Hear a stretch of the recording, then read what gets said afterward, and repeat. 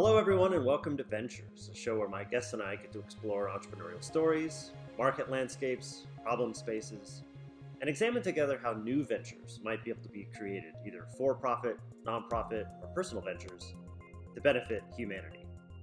Really, the purpose of this show is to educate and inspire a new generation of venture builders and venture investors to make the world a better place. In today's episode, we're going to be talking about what's up with blockchain, what's up with DeFi, Web3, the future of crypto. And my guest today, Tony Little, my brother, who you may remember from episodes 1 and 2, and Spencer Graham, they both have recently left their jobs to dive in to Web3 full time. So we'll talk about their stories. And I'm primarily interested in how the evolution from Web 1 to Web 2 to Web 3 has taken place. So we spend time today not only talking about sort of DeFi and why that has dominated the conversation in blockchain the last couple of years, but really what the future of blockchain can entail and what we should expect and be thinking about coming into 2021 here. So if you are listening to this episode, you can watch by visiting wclittle.com, and there I'll have links to more extensive show notes for what we'll talk about today. And if you're watching, you can also listen anywhere that you get your podcasts. You can just search for Ventures. So with that, please enjoy this conversation with Tony Little and Spencer Graham.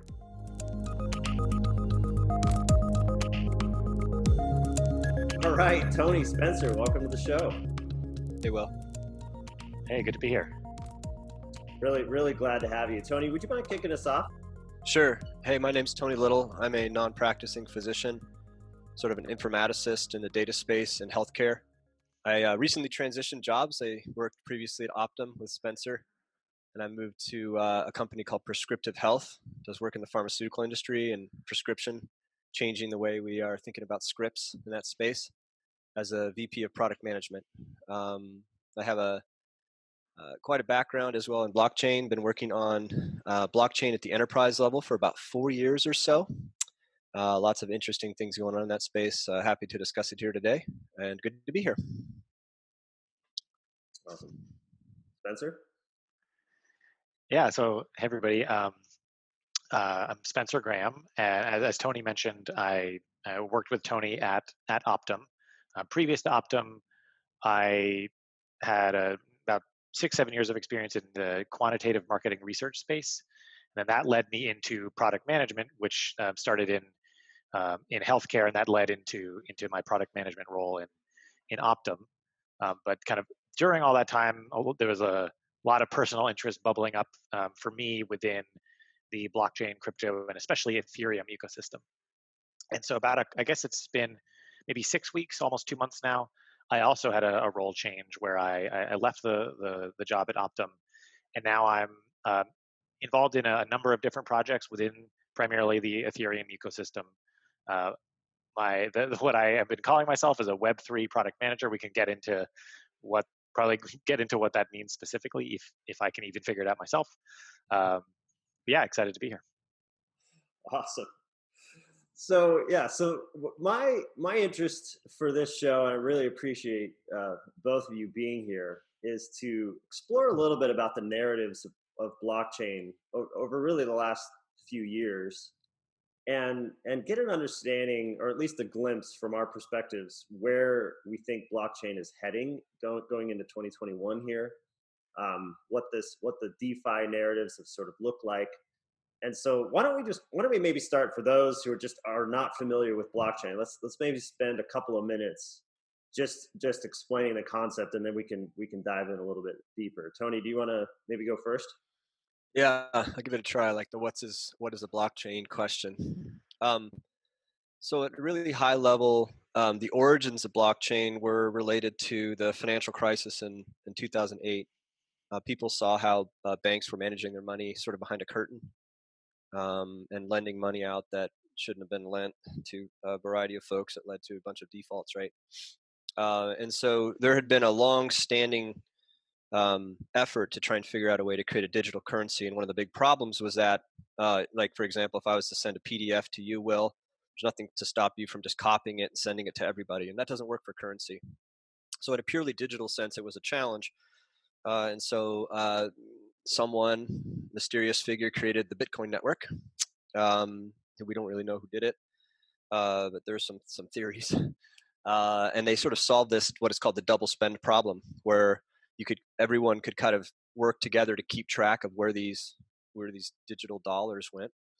And Bitcoin has been running for over 10 years now, successfully, and keeping everyone in the same state of understanding. If I send you a Bitcoin, Spencer knows that I sent you that Bitcoin, and then you can't send it to two different people. You can only send it to one person. So it's an agreement of the state, the digital state, that everyone can sort of think about and agree at exactly the same time. It's a magic spreadsheet that gets updated at the same time. It's the underlying technology around Bitcoin, and that's called blockchain. And that's the technology that there are many areas across the world and businesses and markets that are trying to figure out how to leverage this magic ledger.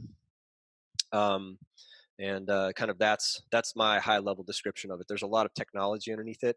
It's a political thing, so understanding how people work together. It's an economic thing and how people are incentivized to participate, and it's this technology as well that all comes together. And so it's a very interesting space to me. That's kind of my take on blockchain at a high level. Yeah, well said, Spencer. What would you add to that? Yeah, I think what's important and what has been really a lot of fun for me to learn and dig into is just how multidisciplinary blockchain and the surrounding ecosystem and space is. As Tony mentioned, there's economics, there's policy and political stuff. There's also psychology. There's also uh, uh, governance. I guess that's similar to policy and politics. There's technology and mathematics and cryptography and hardware and networking and all this stuff. To me, though, what really ties it all together, and one way that I will sort of attempt to explain what I think is the most important part about a blockchain, is that it is a system of incentives that construct this way of creating new incentives where nobody relies on any other individual or any single party or even small group of people to make the whole thing work. So Bitcoin was basically a set of incentives that are kind of constructed and sort of almost magically created that make sure that the Bitcoin currency works and is not double spent without any individuals having to be in control of anything. Where things have gone from that, where like blockchain and some of the public networks, in particular Ethereum, have basically taken that basic concept and used those foundational set of incentives, the foundational crypto economics, which is a word I love, to create a platform for other people to create other incentives on top of that. Other incentive mechanisms that allow all sorts of other protocols to be created on top of the base layer protocol. And I think it's that really is the magical thing that we now get to play with as a world, as technologists, as governments, as product people, as humans. That's really the exciting thing to me. Yeah, one thing I want to add is just an analogy I generally use that seems to resonate with people is the bar analogy. I don't know if I used it in the last podcast or not, but you got this bar, all these people in there, they're all drinking, getting rowdy, and then two guys, have an argument, and then everyone gets in a circle and they're going to fight, right? What happens is that you have to pick someone in the bar, usually the guy with the round glasses and the greasy hair, the accountant or something, and everybody uses them with a bookie, right? He's like, okay, I'm going to put 10 on this, 10 on that, whatever. So everyone kind of places trust in this one person who's very human and can, take a little on the side for themselves or whatever, and you trust their bookkeeping. So what blockchain can do is basically replace that round glasses, greasy haired guy with technology that everyone sees. So that everyone understands who won, everyone understands where the bets went, everyone understands the bets were dispersed, the rewards. And so blockchain allows for that to happen in a way that you don't need that person in the middle.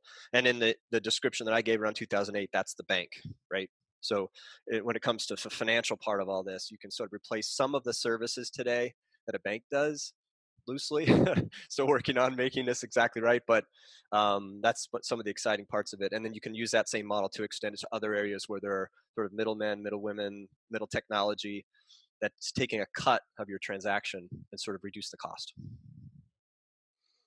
Yeah, no, that's great. I think that's a great intro. I mean, whenever you talk about blockchains, there's always sort of people that get lost right at the very beginning, and then people who are tracking. I think for the rest of this episode, we'll probably tailor it a little bit to people who are new to the space, but I think we're going to probably feel comfortable diving into people who are reasonably up to speed with it. So if you are new, apologies in advance. We're going to dive into some pretty technical narratives here. But for those of you that are more up to speed in the space, giddy up. Let's get after it. So let's talk about overall narratives. So the last 10 years in blockchain, from a story perspective, how would each of you tee up the story of blockchain? Tony, you want to go first? Sure. I think everyone early on who was paying attention to it really only had Bitcoin to look at. There were other, you may have had other angles to come in. Maybe you had some technology background of cryptography. Maybe you had, sort of a monetary policy background, attorneys, others who were sort of in that space, the financial space, the big players, government agencies, even the leaders in there maybe took a small look at it just to understand what was going on. And so that was the entire angle in which people looked at it. And the reality is, like most technology, when it's new, there are nefarious actors that use this technology. So the Bitcoin network was used as a payment system, pseudo-anonymous payment system for illegal activity, money laundering. And so as people started looking at this, and people like Vitalik creating the Ethereum network, we're thinking, what can this do a little bit differently? How do we leverage this platform or make it bigger than just trading tokens around? And think, is there a broader set of use cases that could come out of this? And so as industry starts looking at this technology, thinking it bigger than just maybe token transfer, there were a lot of mistakes made around how it can be used. People think, oh, you just put it on a blockchain and it becomes better, right? So people created all these frameworks under which they're experimenting with blockchain. Do you need to do this? Do you need trust? Is there a contract involved? And created scoring systems. And I actually helped create one at Optum, where people could answer yes, no to various questions, and then you get a blockchain fit for use case score. And I think it's directionally helpful to try and understand where you're headed. But what happened is, over time, people realized that, like the internet in the early days, the technology wasn't quite ready to, or people didn't understand use it well enough to really understand its use. So probably 99.9%, Spencer, can agree with me or not here, but of the use cases that came out, got through POC, and then went nowhere because people were thinking about blockchain like they would think about creating an app on a phone or an app on your computer, when really blockchain is about infrastructure. It's more about creating the electrical grid than creating the light bulb. And people don't understand that you need to have the electrical grid. If you create a light bulb before there's an electrical grid, it would be less than a paperweight. It would be a dangerous snowball, right? So the idea with blockchain is, think about protocols, think about how you create the utility, think about problems that, from a market perspective, no one entity can solve on their own to get great market advantage over another, right? If you have that kind of big problem, then it's something that you can attack. And that's where we went with Optum, right? We chose a problem that existed amongst payers, insurance companies, that we had to work together to solve. There's no way to do it yourself, and there's no great way to sort of solve it by yourself in a way that would give you, an advantage over United Healthcare or something. And we started there with data that wasn't very sensitive. And that was like the way in which we sort of incubated this concept. And that's the provider data. That's what we used for our first use case in the Synaptic Health Alliance. And both Spencer and I were on the edge of that project, working on other use cases as well, but helping to advise and helping to understand where that group was. It was, this group of payers, a bunch of the national payers that got together and working on it. And it's still in existence today, and they're still working on that project. And so blockchain came in, and everybody who is technologists would say, I have this magic hammer, and it pounds things. We don't know what it needs to hammer up against. And they try and make pitch decks and describe something very complex to business people. Are like, well, does it make me money? Right. The reality is that if you were trying to pitch and sell the internet to someone in the 90s, or like late 80s or something, or early 90s, you can't really pitch the internet to anyone. You're going to sell me the internet? No. So that's what people were trying to do. Take this thing that's really infrastructure-y, try and sell it to a business person. So the goal is to think about the basic use cases that are needed to make this technology work beyond just trading tokens in an anonymous or pseudonymous way. That's where the first steps, it took 4 years to get there, where we understood that well enough to be able to make a play and actually get investment from our leaders to say, hey, this is worth taking a shot. People knew there was something there, but they weren't convinced because there hadn't been enough thinking about how this all works. So that's where the way I think about the narrative and how it came forward. It used to be, you say blockchain, people would always think Bitcoin, they'd think, the Silk Road, they'd think all these negative things, and then it was like a non-starter, and it was really hard to get past that barrier. I think we're getting better there now when it comes to thinking about this, but there's still a lot of work to be done, and there's really has been this massive use case outside of tokenization, which is a really, really solid use case, but people thinking about how to use it, there's some work to be done. Yeah, that's good, Spencer. How would you frame the overall narrative, even coming into today and DeFi and kind of where we might be heading? But we can get to the future stuff in a bit here. But curious about your narrative over the last 10 years or so. Yeah. Excuse me. Narratives are. I have an odd relationship with narratives. I think they are really powerful things that move people and can inspire people, but they also they inspire people in part because they are so simplified, and that simplification hides a lot of complexity and hides a lot of nuance, and to me hides a lot of really interesting things, and can also uh, oh man, I'm forgetting the word. Okay, put blinders on people for where they're focusing on the narrative that they are seeing in the world, but they're not seeing some other stuff that's bubbling up from the ground, or something that's really big over here that they just can't see because it doesn't fit as part of the narrative. So aside from that mini rant on narratives, I do think that there has been an evolution in how people think about blockchain and what blockchain can do. I wasn't really around prior to, let's say, 2016. I was aware of Bitcoin, and I was aware of sort of the beginnings of Ethereum for a few years, but I hadn't really dug in intellectually. Once I did, that's when I just wasn't really doing anything else at that point, which is, I think, the same story as a lot of other folks. So maybe I'll pick up the narrative around when I did start to get involved and tie this. Maybe I can tie this a little bit to what Tony was saying, where I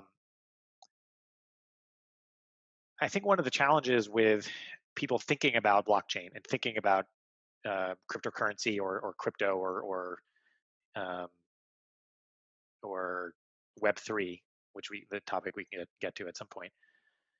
The challenge is that it's not, like Tony said, it's not just an app that you can launch or an app that you can build, where an app will be like an extension of your current business. So from a business leader perspective, an app might be a way that you distribute what you are doing as a business to your customers. And that is really fundamentally not what blockchain is. Blockchain, to Tony's point, is infrastructure, but it's also a completely reimagining of the structure of business, the structure of how the structure of the value chain that leads to a particular business. And that is why, as Tony was saying, where we landed in Optum, and where I think lots of other people are starting to land, is that blockchain is not useful within any one entity, within any one company. There's no point to use blockchain within a given company. It only makes sense if you're trying to reach across different gaps and bring a diverse set of potentially otherwise competing parties together to solve a problem, solve a common problem. The challenge, though, is that puts competitors into positions where they need to collaborate, and that is a really, really hard thing for business leaders to internalize, because they are paid a lot of money to think about how to not do that and how to compete with those companies. So effectively using blockchain in the way that I think it can be used, and the way that a lot of people think it can be a force for really a lot of good in the world, is incredibly challenging for incumbents, for organizations, companies, people that already kind of have their stake in the world, and where a disruption to that status quo would potentially be quite scary. I think we're slowly starting to see people figure out how to do it in a way that is less scary, but there's been a lot of need to overcome some of that fear. Ultimately, I think that is why much of what is happening in this space overall is happening outside of traditional organizations. DeFi, for example, is this whole other world of finance that exists pretty much exclusively outside the current world of finance, and it's a weird world, and there's weird stuff happening, and it's crazy, and it doesn't really conform to the way that anybody thinks about the traditional financial world. And I think that is primarily because the way that you get into using that technology, that stuff, that magic power, is from outside of the current status quo, not from inside. Ultimately, that was a big part of why I ended up leaving Optum, is because I felt like I could do more. I could be involved and do more things that would push the world in the direction I wanted to go, from outside of the status quo rather than from inside the incumbents. Nice. So what's up with DeFi? Why has DeFi been on the rage all the last couple of years? What is it? Where is it heading? Curious to learn more about that space. So I'll repeat what I said earlier. DeFi is weird. It's weird, and that makes it hard to understand sometimes. But that weirdness is its core strength, because it's basically just this massive experiment, or rather a massive collection of lots of experiments. And some of those experiments are really bad, and some of those experiments are not well put together, and some of those experiments lead to hacks and people losing money and Ponzi schemes and a bunch of other crap. But a valuable number of those experiments lead to something really, really interesting and really, really valuable. Some of those are pretty basic in concept. So Compound, which was probably the second major DeFi protocol, I would say. I'm sure somebody could quibble with that. But after MakerDAO, it's really the second DeFi protocol. Compound is basically a decentralized money market. So you put in your digital dollar, whether that's DAI or USDC or something else. You deposit that, and then the Compound protocol lends that out to other people that are borrowing it. So from the perspective of a lender, it's almost like a savings account where you put your money in. You have really no idea what's going on behind the scenes unless you want to look at the code, which you can totally do. But you don't need to worry about finding somebody to borrow from you. You just put your money in and you earn an interest rate. And that is all handled via smart contracts that are running on the Ethereum network. Especially now that the Compound core team has handed over control of, or the ability to change those smart contracts to the community. There is no individual that has any sort of decision-making power, or not even one company that has decision-making power over how that protocol changes or what happens to your money in that protocol. So you can think about it as just a completely non-custodial savings account, or a non-custodial money market, or even just in more broad terms, a non-custodial bank. And I that is really, really powerful, and it's kind of given rise to a lot of other weird stuff that is built on top of Mm. that basic layer. Mm. Yeah, one thing to note here is something that Spencer mentioned. For those that are not super technical, I come from a bio background. I got a degree in biochemistry and kind of really interested in the origins of life. Reality is, it's kind of interesting that this technology at this point is kind of like the primordial soup. If you think Mm. about those who understand the theory around how life was sort of came to be in that way, um, where there are so many factors and variables and forces at play to make something and try many things, and the one that wins is the one that continues. That blockchain can do that no other technology in the history of mankind that I know of has had this kind of energy around. You can have 100 different entities, folks, companies trying to create DeFi products. And the reality is that the economics will work out that one will win, and that one will then become the winner, and then the people will build 100 things on that. So it's a very interesting space to me. Even as you mentioned, the DeFi space is very sloppy and messy, as it was, billions of years ago. And the winner takes all, and things fold into it, and then something else is built from it. So this space has been really interesting for a while, because through this sort of iterative mistakes and then making it better process, it's improvement process, we've seen some very interesting things come out of the blockchain space. So DeFi is, I think, a next evolution of that in some ways. Yeah, and I think I understand the infrastructure play. The infrastructure narrative over the last 10 years, and the evolution of the industry. It's essentially laying the tracks or laying the highway by which people can then get things done. But from a product perspective, even just parking here for a little bit in the DeFi space, so it sounds like there is a product where you can put money into a thing and generate interest, generate return. There is a product where you can borrow money. Now, for those not familiar, what prevents somebody from just borrowing money and just taking it and running? Like, in the traditional finance world, there's some degree of accountability there. How are the DeFi folks thinking about that? So in the traditional finance world, primarily when you are taking out a loan, or at least in the way that a lot of us think about loans, it's based on your reputation, which might be codified as some kind of credit score.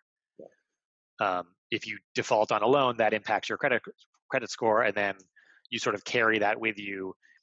And then the next time you want to take out a loan, you may not get as favorable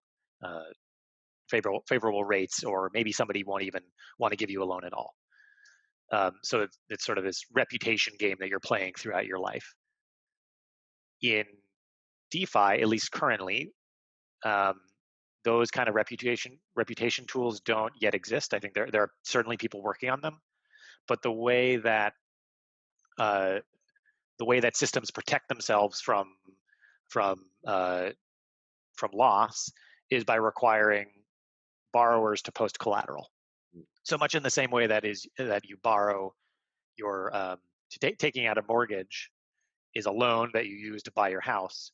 The house actually becomes the collateral that you've posted to borrow that money, which is why if you have to default on your mortgage, then the bank now owns your house. So in that kind of same way, in Compound Protocol, for example, to borrow, let's say I want to borrow $1,000. If I want to borrow 1,000 DAI, a digital dollar, I need to post, or basically lock up roughly $1,500. I think it's like $1,500 worth of something else. Often that something else is Ether, or some other fairly liquid fairly liquid digital asset.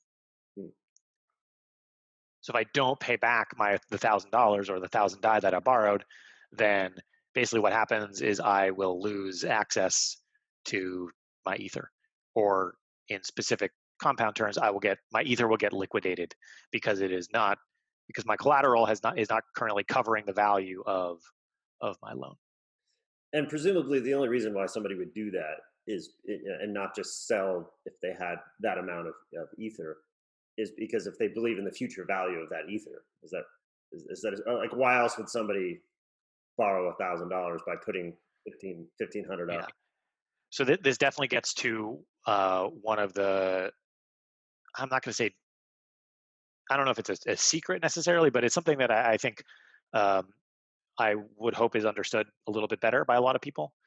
I think a lot of the folks in the know really understand this, but people who see DeFi from the outside may not quite um, grok this as much as I think they should, which is that right now, and I don't know, I don't have a great estimate here, but a lot of the activity within DeFi is either directly or indirectly because it relies on speculation and like leveraged trading.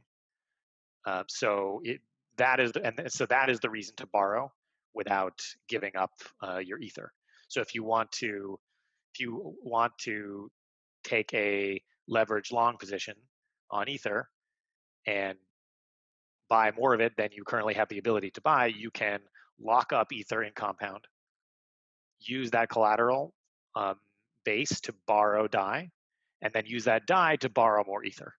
And you could probably even repeat that process a few times to kind of ladder up the amount of leverage that you have over ether.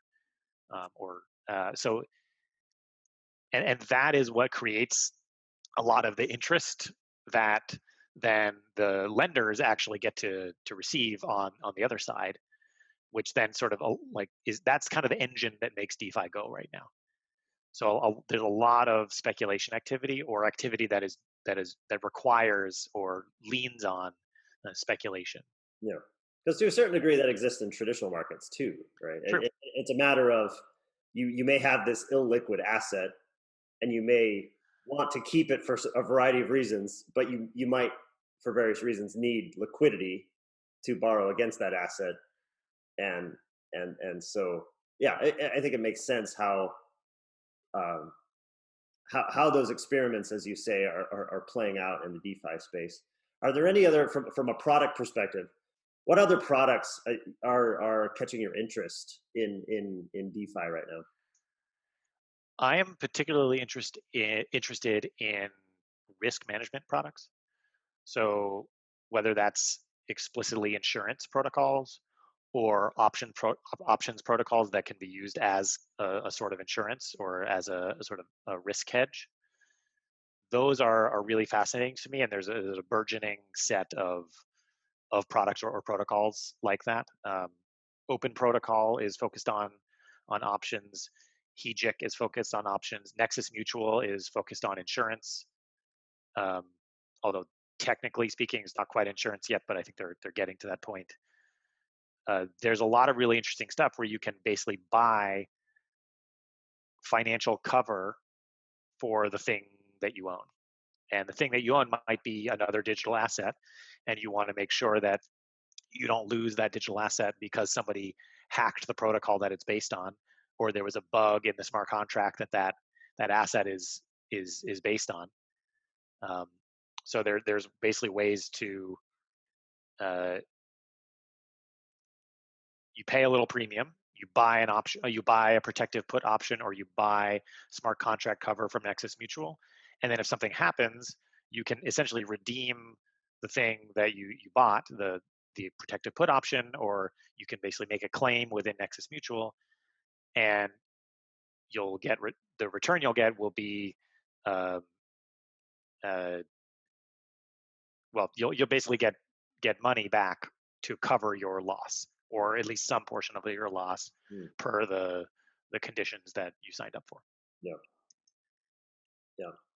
So at the end of that's good. I mean, there's a lot of, I think, products to watch in that space, and I think to be cognizant of where all those experiments are playing out, I think is important. Um, is there anything else, Tony? Anything else in the DeFi space that, before we maybe move on from that's interesting, or questions that you have about it? No, most of the DeFi stuff I rely on Spencer. I've known him for years, and And his expertise in that space, really, he takes a really close look at all that. I'm not too expert on that, so I'm good there. Thank you. So comp in particular, then. So then they more recently released a governance protocol. You want to talk a little bit about that? Yeah, sure. So like I think where a lot of people might have started to hear about DeFi, or if people have started to hear about DeFi in the last few months, it's likely because they have gotten wind um, of this phenomenon or movement or narrative called yield farming. Pretty much all of that started with comp, where Compound decided that instead of uh, so I guess backing up a little bit, a smart contract is basically software that will always run the way that it was coded and cannot be changed by anybody. Um, an exception would be is if you build in the explicit ability to change the code itself, which you can do, um, where the owner of the smart contract can make a change as specified in the original code. So you could make a smart contract protocol like Compound and include the ability to upgrade some of the logic or to improve some things or fix bugs or whatever, which is, I think, of some value in case any of those things happened or in case you find a new thing that you want to add. But that means that if you're a user of Compound now, you are trusting that person um, to not use that in a negative way or in a malicious way. Or you might actually even be trusting that that person won't be kidnapped and be forced to use that in a negative way and pay their kidnapper the result. So Compound wanted to move away from a world in which they had control over their protocol.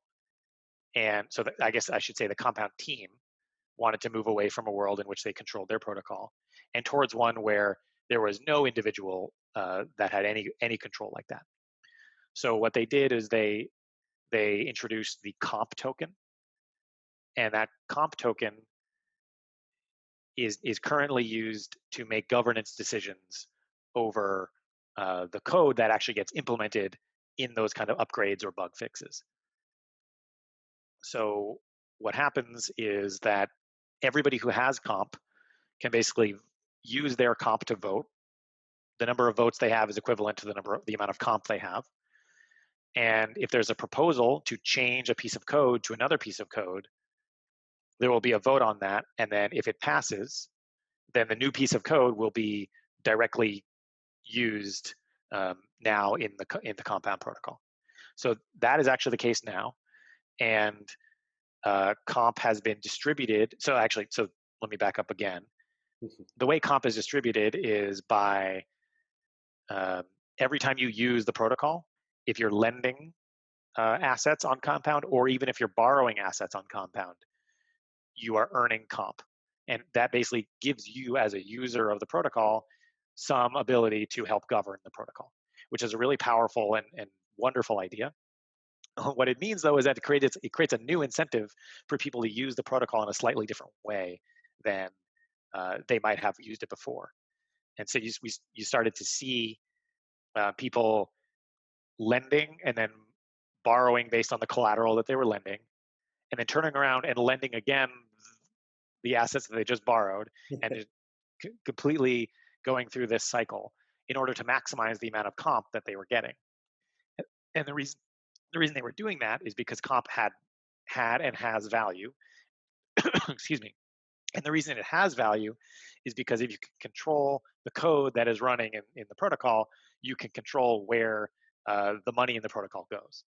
And you can control, if the protocol is earning fees, you can control where those fees go.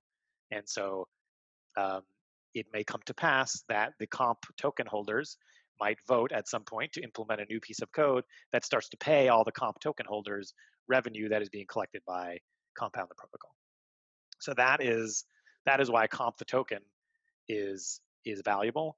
And a lot of other protocols have basically copied or built on that same concept of distributing a governance token as a way to distribute control to their users and also generate some value or capture some value for either the team itself or the investors and also the users of the protocol. So let's back up there for a moment for those that didn't follow all that. Yield farming, the ability to vote to change to generate income. Can you talk about those 2 points real quick? Because I think those are important to hark on a little bit. Yeah. So all of these tokens that are governance tokens, there's a lot of, at least maybe till a month or so ago, there was a lot of craze over them. I think they'll still be very valuable and valid going forward, even if they've cooled off a little bit.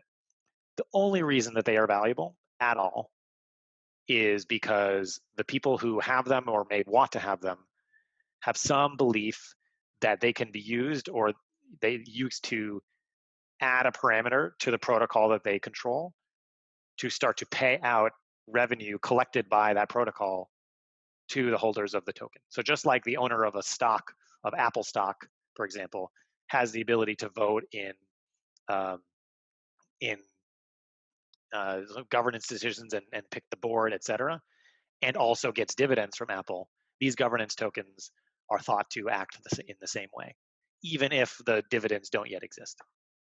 So I would want to write a script to lend, borrow, lend, borrow, lend, borrow, and do that as much as possible to generate myself as much of this token as I can, so that hopefully the collective community would be able to introduce and approve measures that would earn me even more money by owning that token. Is that sort of it in a nutshell? Yeah.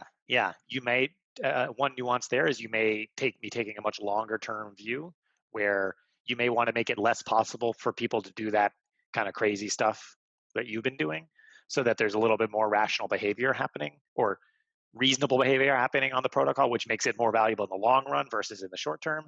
And so you might actually get together with a bunch of other comp holders and vote to change the parameters of the system to make that less likely to happen. And we've started to see Compound, the protocol, and the comp governance change how the distribution of comp works to try to make it a little bit more sustainable in the long run. Because how active is yield farming right now? Not only in comp, but in other areas. Like, is that super aggressively happening? Is it a zero sum game? What are kind of some of the economics behind that? Yeah, the zero sum thing is an interesting question. I think to a degree it is zero sum, because especially if a protocol has decided that they are going to distribute their governance token at a certain rate over time, then the more that I am getting of that governance token within a given time period, the less that you're getting. So that's zero sum.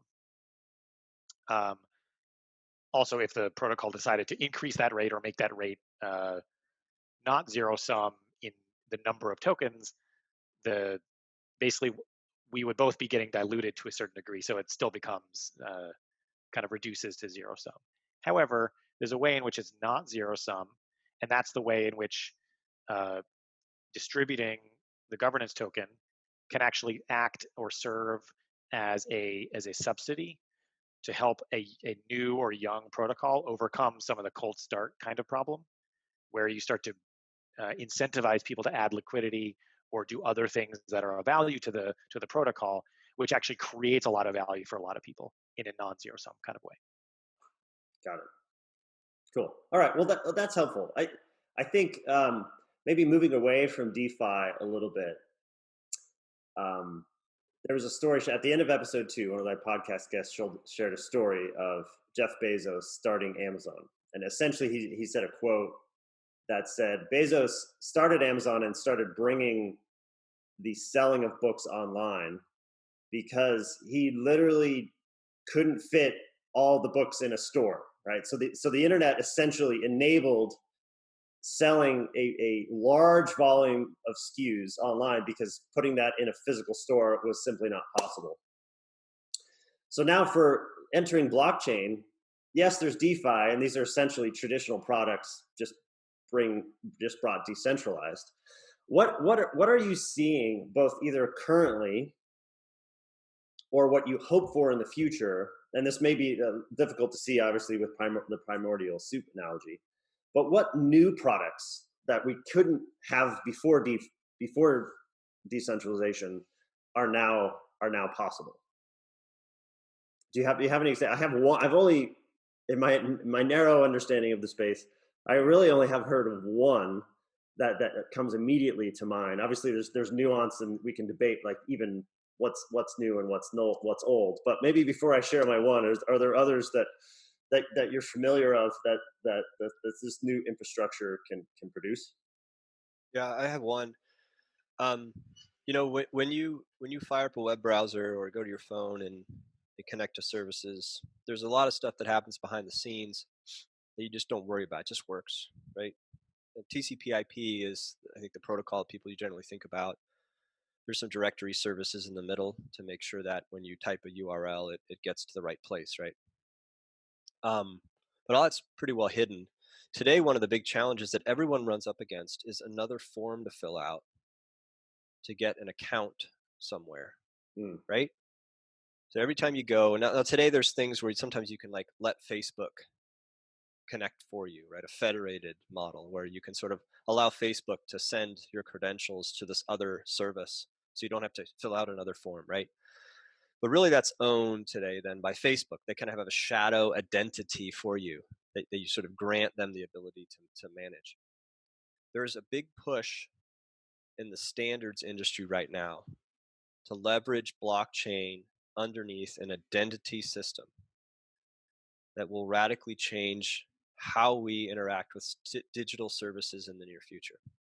That could be 2 years, 5 years, 10 years out when that protocol gets to the point where it has mass effect enough where everyone folds into it and says, this is what we're going to use for identity. The term that's generally used is called self-sovereign identity, but it's sort of this loose net term right now. And there are a number of protocols competing for that. So when we talk about blockchain at its core, I don't think about a traditional product. I think about an upgraded protocol. So when you literally log into your phone, there's this collection of attestations that you are who you say you are, based on the fact that you're holding your phone, that a picture of your face has been taken, that you've used that phone before to access a service in a certain way. And it understands the likelihood that you are who you say you are, and then you just fold into these services. So today, when it comes to your like app library, a lot of that's pretty seamless, but it will be like that for the rest of the internet, I think, in the near future. And so when I say one thing that I'm really excited about is the ability for us to more easily access digital services, and blockchain is going to play a part of that. So to me, that seems like the one that is really not only, I think, coming soon, but it's really a necessity to leverage a lot of the power of this underlying ledger that may help us keep track of all the little things that we need to keep track of that today it requires a bunch of third parties to do for us, and we pay through the nose for it today. How about you, Spencer? I'm trying to think of whether what I'm going to say counts as a product or not, or a new product. And I guess to your point, I'm not entirely sure it's new, like net new either. And I guess one of the aspects of my journey along the last number of years, learning and doing, has been sort of a realization that none of this is really new. In a sense, like the U.S. legal system or other people's legal systems, they're almost like that's a protocol on top of which you can build other things. Just like Ethereum is a protocol on top of which you can build other things. So like a lot of stuff is that you can do on a blockchain or on Ethereum, you can kind of sort of maybe sort of do it. Or there are analogies in the traditional world where instead of smart contracts running the thing, it's the US legal system that is kind of the backbone to the thing working. One example of that is co-ops. So like REI or Rainbow Grocery in San Francisco, or any number of other organizations that are true co-ops where there's no single owner, and employees and other people are kind of joint stakeholders in making the thing work. And that's a really fascinating concept that exists in the real world, but is being hypercharged or supercharged by blockchain, and especially within Ethereum in the DAO space, or decentralized autonomous organization space, where you can now have a true joint ownership and joint control over a shared thing, um, without having to rely on anybody else to sort of adjudicate that control, or make that control possible. And that is really interesting, and I think has the potential to change the way nonprofits work, the way even companies work, and potentially change the way work itself gets done, or what work or what people's day to day actually looks like. I'm not sure it's necessarily going to happen, but I think it has the potential to do that. So maybe fundamentally it's a scale thing. Maybe in the same way that back in the day you had a physical store, and then there became the internet providing the infrastructure for this new thing, which was a digital store, where instead of only having 2,000 SKUs in a physical store, you can now have 2 trillion SKUs, or maybe not quite that many, but like a very large number of SKUs in a store. And it sounds like actually similar in DeFi, right? Yes, you could have a bank that has a certain scale, but by putting these protocols on chain and putting money flow and programmatic money flow on chain, you can scale something that maybe existed before. I mean, my product analogy was, I heard of this this protocol that was allowing people to access the internet in places when they couldn't get internet, and the chaining of internet through neighbors to get up a mountain and then down into a valley. That's something that the neighbors had to have a common protocol, even if they didn't trust each other, by which they can lend their internet and get that in my mind was something new. But I think even in this paradigm that we're talking about, really all that's doing is scaling something that could exist at a more local level. Am I thinking about that paradigm the right way when it comes to the blockchain, or is there maybe even a more fundamental paradigm shift here? To my mind, all technology does is reduce cost, increase convenience. If you wanted to have Facebook before Facebook existed, you would just you'd keep track of an email list and you'd email your pictures to everybody, and everybody'd have to kind of do all that, and it's a lot of work and it's a lot of friction. And if you think about what Amazon did, they just reduced the friction of getting people in to getting people in and product out, buyers and sellers to connect. It's Uber, right? Same kind of idea, right? So when it comes to crypto, you can do finance. That's one of the cool things about it. Like, number of sort of companies that I invested in over the last number of years, because the barrier to entry was so low, it's incredible. Like, it would take, signing a ton of forms and doing a bunch of other things, and to even get close. And I can indicate a really small piece of something, and do that at a way that no one's going to like take an angel investment of $5 anywhere except in crypto, in the DeFi space, right? I mean, no one's going to like go through the legal work of getting a formal safe document and have them sign it because they're going to invest $5 in your fledgling startup. But when it comes to this protocol, the way in which the blockchain works is literally the transaction fee, the cost of investing $5 in a company can be almost nothing. And it's a very different way of thinking about finance. So I think you're right. That's what it is. It's reduction in friction and letting many actors all participate at whatever level they can participate. And it's empowering in a lot of ways. That's one of the reasons why with Bitcoin, people talk about banking the unbanked. Well, the reality is you can do that because there's an infrastructure that's low cost that you can distribute across the world. I think a major piece of friction that you're talking about, Tony, is, and this word is all over the blockchain space. A major piece of friction is trust. And I think if we're talking about scalability or scaling something at a certain level, what blockchains are doing is are scaling trust. So if we think about DeFi right now, I can, let's say I could lend somebody in Fiji some amount of money with exactly the same trust assumptions with which I can lend my brother some money. So like trust is traditionally a very small scale thing because you have to know the people involved to a sufficient degree where you actually have a sense of what you kind of know what they're going to do, or you know what they're all about. So things, when we start to grow our network and we start to grow the people we interact with such that we can't actually know all of them to that degree, then a lot of things that are possible within small groups stop becoming possible. Unless we are able to use a blockchain to do it, in which case, and with correct protocols, in which case that same type of trust that I can have with somebody in a small group can be extended to somebody across the world that I don't know at all. So I think scaling trust is a major component. Yeah, that's good.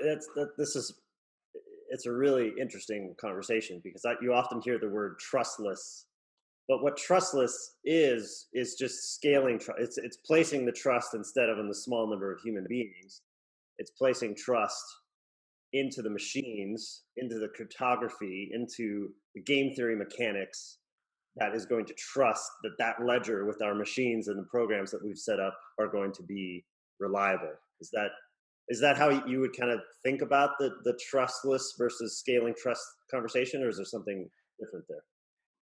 Yeah, like trustless, the word is just shorthand for everything you just said, and also placing trust that in the fact that the code was written correctly and there's no bugs and a bunch of other stuff. Yeah. It's like an extreme minimization of trust, not getting rid of it altogether. And really what you're trusting in is the fact that people are going to act in their own self-interest. The way these networks work is that people use their dollars, their money, whatever is valuable to them. They buy hardware and mine, or they take US dollars and buy tokens and stake them. You're trusting that greed is consistent across humans, and they will act in their best interest.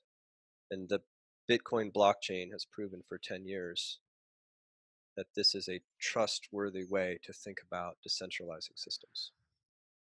Yeah. So the two things I'd like to chat about before we go here, and they're related, is what is Web3? Right? What is a Web3 product manager? And then two, where are we heading in blockchain and coming into 2021 here? So on the first point, if we think about Web 1, the putting information online via these different protocols, broadly speaking, right? Broadly speaking, Web 2 was the communication between human beings, the social aspect of the internet. How would you, Spencer? How would you frame Web 3? I remember in the early days there was the talk of the semantic web and the machines talking to each other. But how would you frame Web 3 from a paradigm shift perspective? Yeah, I would say Web 3 is the. Tell me again. So you said Web 2 was. What were the words you used? The words I used was essentially human beings talking to each other or communicating with one another. It's like the social element, the social web. I don't know. Okay, all right. Well, just to be clear, though, like my perspective on this, if it helps, is Web 1.0 is the encyclopedia online. Web 2.0 was like Wikipedia, and people being able to sort of curate and think and work together to solve problems using this technology and introduce communication. And social media fits in that category. And then so I think the question is like, what is that next iteration, and how does crypto and blockchain change the internet to make a Web 3.0? I think that's another way. That's the way I would frame the question. That's helpful.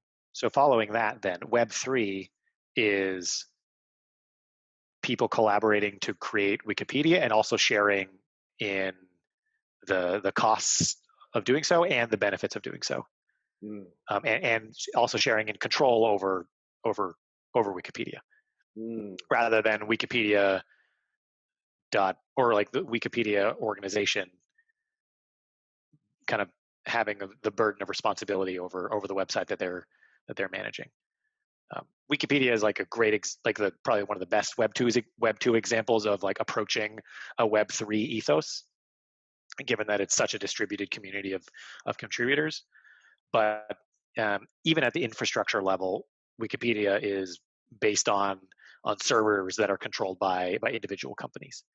The Web3 vision, or the Web3 ethos, is that we can have all these great things that we have in Web2, but instead of those being controlled and owned by corporations or individual companies or even individual people that have the power to change what's on those platforms and to control and make and control what's happening on their platforms and control what is being done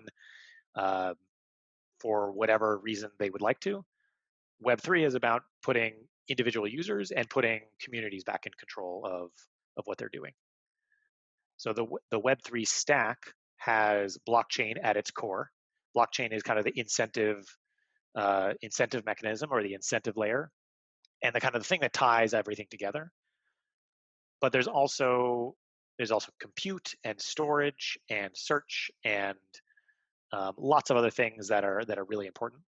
So, for example, Filecoin just launched its mainnet, and Filecoin is a distributed storage protocol that creates incentives for people to store everybody else's files on their computer in a very distributed fashion. So basically, instead of loading your stuff and hosting it on AWS, you can now host it on IPFS, which is the interplanetary file system, which is kind of what Filecoin is built on top of.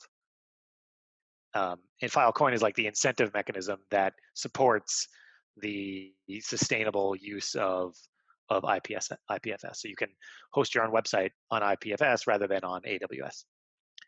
There's also the graph, which is basically an indexing protocol, sort of like middleware, that allows front-end websites to easily index and search for and retrieve content that is on chain, within smart contracts, and also on IPFS or other distributed storage networks.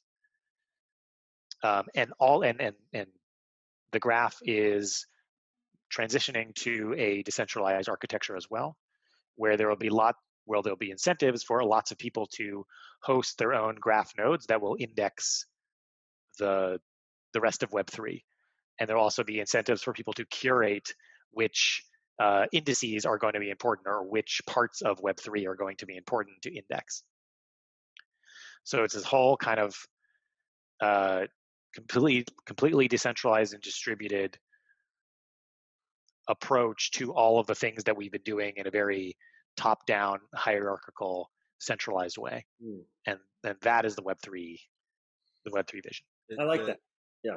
The three things that I get really excited about with Web3 are, one, as I already mentioned, is identity. It takes what is today a problem for everyone. It's $1 trillion problem.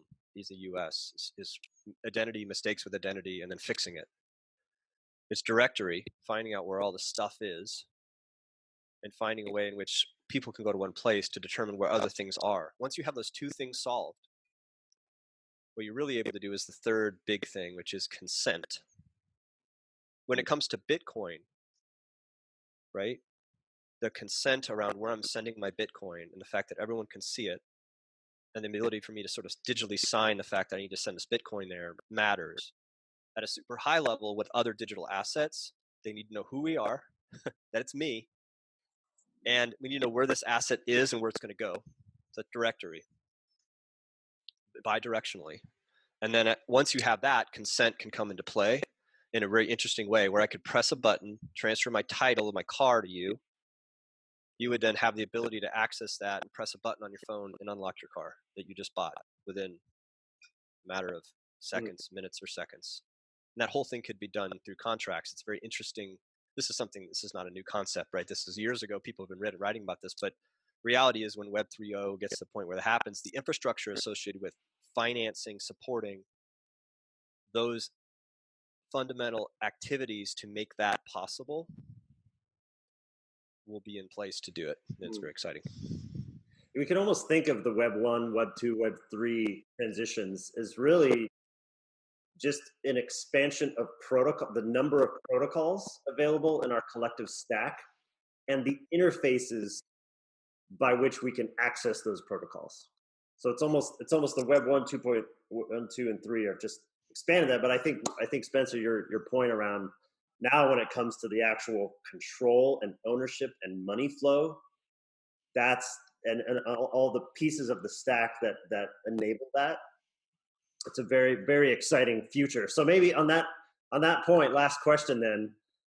In a nutshell, how would each of you describe what you're excited about, what you anticipate in the future here, in the more immediate future coming into 2021 when it comes to blockchain and Web3? Tony, you want to go first? Sure. Well, I have a rather biased opinion based on the fact that I've just left one company to join another, to join Prescriptive Health as the VP of product. I think there are a number of places in large markets like healthcare where there's, it's not super sexy maybe, but there's just a lot of waste. And a lot of waste comes from the fact that today, the way that Web 2.0, Web 1 and 2.0 works, which is the fundamental framework around these technologies, the way they're set up. And in fact, in healthcare, it's Web 0.0 or some of it. It's so old. But the ability to take this technology and do things like simple things like just making prescription drug costs less, giving you the option for choice around how you're going to understand costs, more of transparency. Transparency is a big word used in blockchain. Yeah. I think there are a lot of opportunities there, but they're slow to develop, but they're exciting to work on. So me personally, that's kind of what I've been trying to do for a majority of my life in healthcare is find a way to make sure that physicians have the data they need at the right time to improve outcomes. There are many ways in which that can be tackled, and this new technology allows me to sort of experiment and tackle these problems in new ways. So I'm excited about the opportunity to do that and to work with others who are super smart in this space, like you, Spencer, and you, Will, on how these primordial soup experiments are working and how they might ultimately allow me to get to the place I want to go with healthcare faster. It's exciting. How about you, Spencer? There's a lot I'm excited about. I think I'll choose one, which is I'm excited to see the trend that we've seen thus far, pretty much only in DeFi, which is the distribution of ownership and decision-making power over a protocol to that protocol's users. I'm excited to see that continue and spread to other types of applications and other types of protocols beyond just DeFi. And I'm excited to see that concept start to make other types of protocols and other types of products even more viable on using blockchain. DeFi has obviously been like it's made the most sense thus far because it is completely digitally native and it's kind of self-contained within like on-chain, and the value is like tokens are finance and blockchains have financial incentives. But I'm hopeful that there is going to be additional areas explored, additional kind of sectors entered into. I don't think this is going to happen in 2021, but I'm really looking forward to something that looks like a social network being owned and controlled by its own users, like Twitter, for example. That'd be really cool. Nice.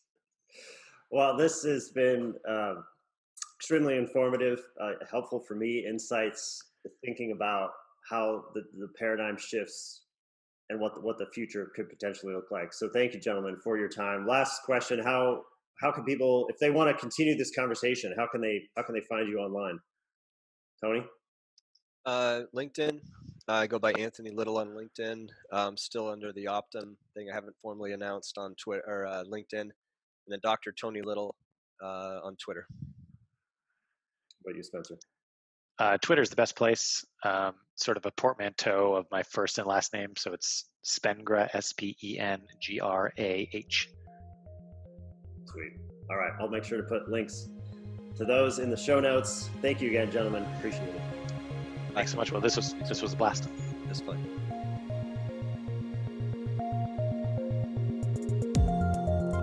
All right, a couple quick things before you go.